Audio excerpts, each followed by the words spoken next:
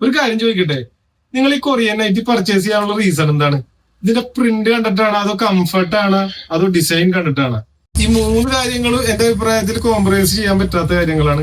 നമ്മൾ ഇന്നലെ ഒരു സ്റ്റോറി ഇട്ടിട്ടുണ്ടായിരുന്നു, ലോങ് നൈറ്റി നല്ല കംഫർട്ട് ആയിട്ട് യൂസ് ചെയ്യാൻ പറ്റിയ ലോങ് നൈറ്റി സ്റ്റോക്ക് വന്നിട്ടുണ്ടെന്ന് പറഞ്ഞിട്ട്. അപ്പൊ ഐറ്റം നോക്കിക്കോട്ടെ. ഇത്തവണ ലോങ് നൈറ്റി വന്നേക്കുന്നത് നല്ല കിടിലൻ പാറ്റേൺസിലാണ്. ഫസ്റ്റ് വൺ ഈ ഒരു വി നെക്ക് പാറ്റേൺ. നമ്മുടെ അടുത്ത് നിന്ന് മുമ്പ് പർച്ചേസ് ചെയ്തേക്കുന്നവർക്ക് അറിയാൻ പറ്റും അതിന്റെ ക്വാളിറ്റി ഇതെല്ലാം. അപ്പൊ എനിക്ക് തോന്നുന്നത് നാല് ടൈപ്പ് നെക്കിലാണ് ഇത്തവണ സ്റ്റോക്ക് വന്നേക്കണേന്ന് തോന്നുന്നു.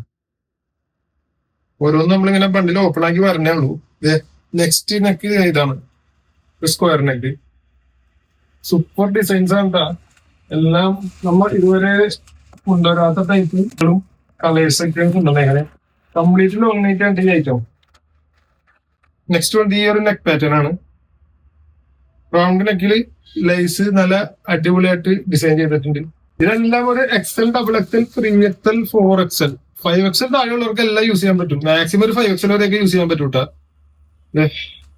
ഇത് വേറൊരു ടൈപ്പ് നെക്ക് പാറ്റേൺ.